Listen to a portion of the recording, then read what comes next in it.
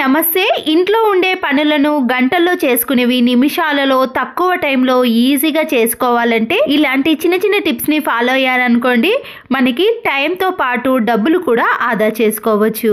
రాగి, ఇత్తడి, steel గిన్నెలను clean చేయాలంటే మన చేతులు కూడా ఒక్కొక్కసారి నొప్పి పెడతాయి కదా. అలా కాకుండా ఈజీగా క్లీన్ చేసుకోవాలంటే ఇలా ఇంట్లో ఉండే వస్తువులతోటే ప్రిపేర్ చేసుకోవచ్చు. నేను ఇక్కడ 2 కప్స్ వరకు గోధుమ పిండిని తీసుకున్నానండి. మీరు గోధుమ పిండి ప్లేస్లో శనగపిండిని కూడా తీసుకోవచ్చు, కానీ నేనైతే ఇక్కడ గోధుమ పిండిని ఇలా ఒకేసారి 2 కప్స్ని తీసుకున్నాను. ఇలా స్టోర్ చేసి పెట్టుకున్నాం అనుకోండి, మనము ఎప్పుడైనా ఇలాంటి పాత్రలను క్లీన్ చేయాలంటే వెంటనే క్లీన్ చేసుకోవచ్చు. 2 టీ స్పూన్స్ వరకు వంట సోడా ఉంటుంది కదండి, దాన్ని కూడా ఈ గోధుమ పిండిలో కలిపేసేయండి.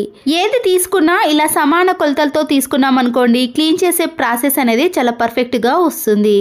నేను ఇక్కడ 2 టీ స్పూన్స్ వరకు షుగర్ని కూడా యాడ్ చేస్తున్నానండి. షుగర్ని వేసిన తర్వాత 2 టీ స్పూన్స్ వరకు సన్నుప్పు ఉంటుంది కదండి, రాళ్ళ ఉప్పును కానీ లేదా ఇలా సన్నుప్పును కూడా వేసుకోవచ్చు. అయితే ఇక్కడ పసుపును కలర్ కోసం మాత్రమే వాడుతున్నానండి. అది వేసుకోవాలనుకున్న వారు 1 టీ స్పూన్ అయితే సరిపోతుంది, లేదా స్కిప్ కూడా చేయవచ్చు. ఇది నిమ్ముప్పు అండి. ఇలా క్రిస్టల్ మాదిరిగా వైట్గా చిన్న చిన్నగా ఇలా పొడుగా కానీ సాల్ట్ ఉంటుంది కదండి, దానికంటే కొంచెం పెద్ద సైజులో ఉంటుంది. దాన్ని కూడా మీరు ఇక్కడ 2 టీ స్పూన్స్ వరకు యాడ్ చేసుకోవాలి. మనం వేసినవన్నీ కూడా ఈ గోధుమ పిండిలో బాగా కలిసేటట్టు కలుపుకోవాలి. మిక్సీ జార్ని తీసుకొని మనం వేసిన ఇంగ్రీడియంట్స్ అన్నీ కూడా ఈ మిక్సీలో వేసుకొని మెత్తని పొడిలాగా మిక్సీ పట్టుకోవాలి. మనం దీంట్లో షుగర్ కానీ రాళ్ళ ఉప్పును అలాంటివి వేసినవి కూడా పూర్తిగా మిక్స్ కావాలంటే ఇలా చేయాలండి. అయితే మిక్సీ జారు తడి లేకుండా చూసుకోవాలి, ఎందుకంటే మనము ఈ పితాంబరి పౌడర్ని స్టోర్ చేసుకుంటాం కాబట్టి తడి లేకుండా ఇలా మిక్సీ పట్టుకోండి. ఇలా మెత్తని పౌడర్ లాగా మిక్సీ పట్టుకున్నాం దాన్ని మనము ముందుగా ఒక బౌల్లోకి వేసుకోవాలండి. మనం దీంట్లో పసుపును వేయటం వలన చూడడానికి కలర్ అనేది ఇలా ఉంటుంది, అందుకొరకే పసుపును కూడా వేసుకోవచ్చు లేదా స్కిప్ చేయవచ్చు. ఈ పౌడర్ని అంతా కూడా మనము ఒక బౌల్లోకి వేసుకొని చేత్తో కానీ స్పూన్తో కానీ పూర్తిగా కలిసేటట్టు కలుపుకోవాలి. ఎక్కడ కూడా ఉండలు లేకుండా ఇలా మెత్తని పొడిలాగా ఉంటేనే మనం స్టోర్ చేసుకోవడం కానీ క్లీన్ చేసుకోవడం అనేది చాలా సులువుగా ఉంటుంది. ఇప్పుడు ఈ మెత్తని పొడిని ఇలా ఒక డబ్బాలో వేసుకొని మనము ఎన్ని రోజులైనా స్టోర్ చేసుకోవచ్చు.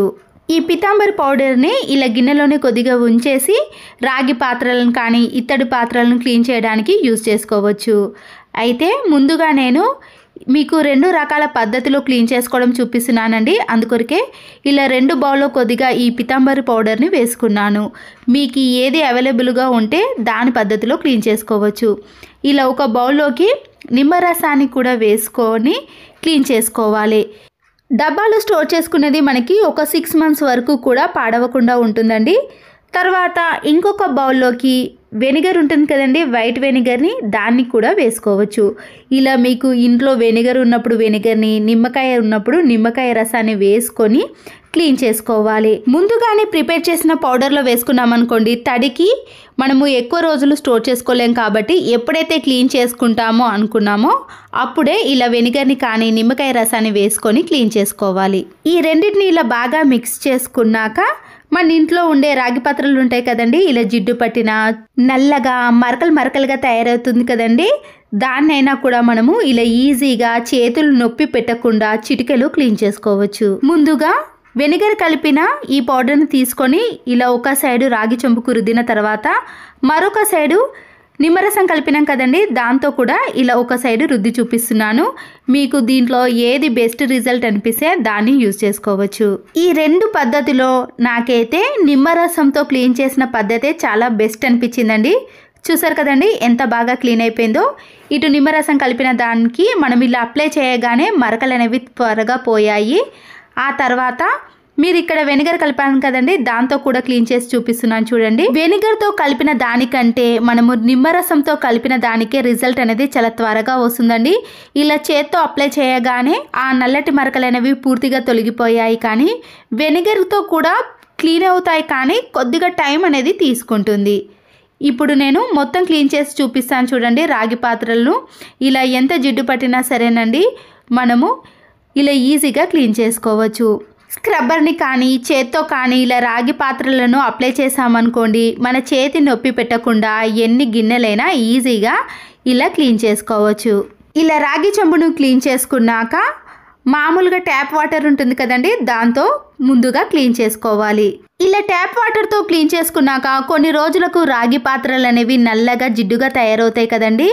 అలా కాకుండా ఎక్కువ రోజులు రాగి పాత్రలు అనేవి ఇలా నీట్గా కనబడాలంటే మినరల్ వాటర్ ఉంటుంది కదండి, ఆ మినరల్ వాటర్తో ఈ రాగి చెంబులను ముందుగా క్లీన్ చేసుకోవాలి. ఇలా క్లీన్ చేసుకోవడం వల్లనే రాగి చెంబులు అనేవి ఎక్కువ రోజుల పాటు నల్లగా జిడ్డుగా కాకుండా మనము బయట షాప్లో కొన్న మాదిరిగానే ఉంటాయి.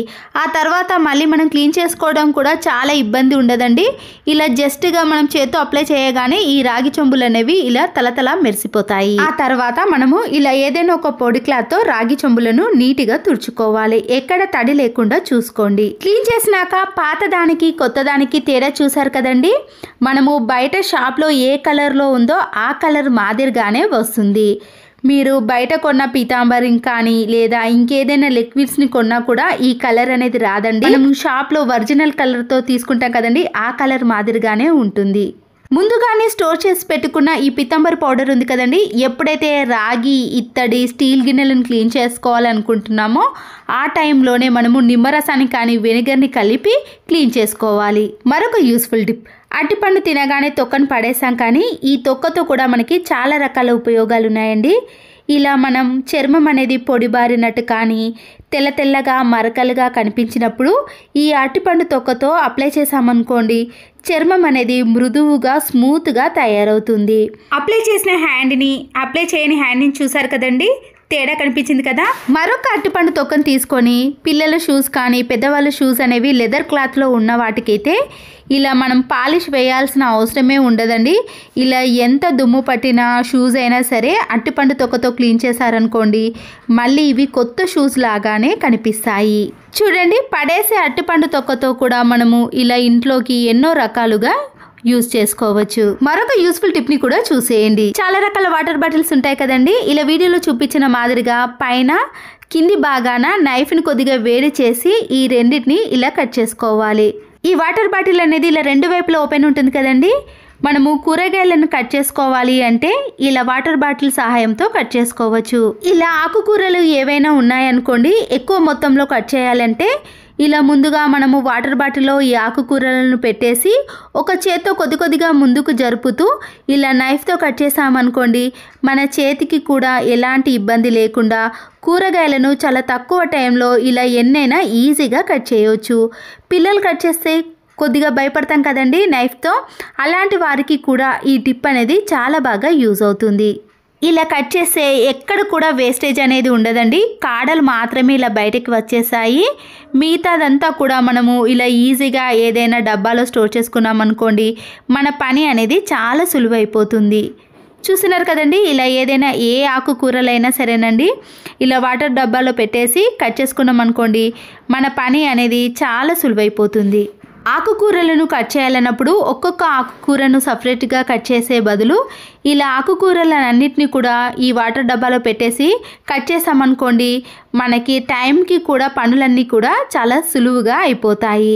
ఇలా కాడలు కూడా వచ్చాయి అనుకుంటే ఇలా వీడియోలో చూపించిన మాదిరిగా కొత్తిమీరని ఇలా పైనకి ఏరేసామనుకోండి, కాడలు అనేవి కింది భాగానికి వచ్చేసాయి. అప్పుడు పైన ఉన్న కొత్తిమీరని మాత్రమే తీసుకొని మనము ఏదైనా కవర్లో కానీ డబ్బాలో ఇలా సపరేట్ చేసుకోవచ్చు. చూడండి, కింది భాగాన కాడలు మాత్రమే ఎక్కువగా ఉన్నాయి కదా, పైన ఉన్న కొత్తిమీర మాత్రం తీసుకున్నాము. ఇలా కొత్తిమీరే కాదండి, ఏ ఆకుకూరలైనా సరే ఇదే పద్ధతిలో మనం కట్ చేసామనుకోండి, ఈ కాడలు అనేవి కూడా ఈజీగా సపరేట్ చేసుకోవచ్చు.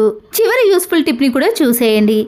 పన్నీర్ కర్రీ చేసుకునేటప్పుడు పన్నీర్ని మనము చిన్న చిన్న పీసెస్గా కట్ చేసుకుంటాం కదండి, అన్ని పీసులు కూడా సమానంగా రావాలంటే ఇలా ఫోక్ స్పూన్తో మనము పైన ఘాట్లు పెట్టుకోవాలి. ఇలా ఘాట్లు పెట్టిన గ్యాప్ మధ్యలో కానీ లేదా మీకు ఇంకా చిన్న చిన్న పీసెస్గా కావాలన్నా కూడా ఇలా ఒక్కో గ్యాప్ మధ్యలో కట్ చేసుకున్నాం అనుకోండి, మనకి ఈ పన్నీర్ ముక్కలు అనేవి అన్నీ కూడా ఒకే మాదిరిగా ఒకే షేప్లో వస్తాయి. ఈ ఫోక్ స్పూన్ని మనము నిలువులోనే కాకుండా అడ్డంలో కూడా ఇలా పెట్టుకొని కూడా కట్ చేసుకోవచ్చు. చూసారు కదండి, ఇలా మన పని అనేది చాలా ఈజీగా త్వరగా అయిపోవాలంటే ఇలాంటి చిన్న చిన్న టిప్స్ అనేది ఫాలో అవ్వాలి. ఈ టిప్స్ కానీ మీకు నచ్చినట్లయితే తప్పకుండా ఒక లైక్ చేసి మీ ఫ్రెండ్స్కి కానీ రిలేటివ్స్కి షేర్ చేయండి. మరో వీడియోతో మళ్ళీ కలుద్దాం. Thanks for watching.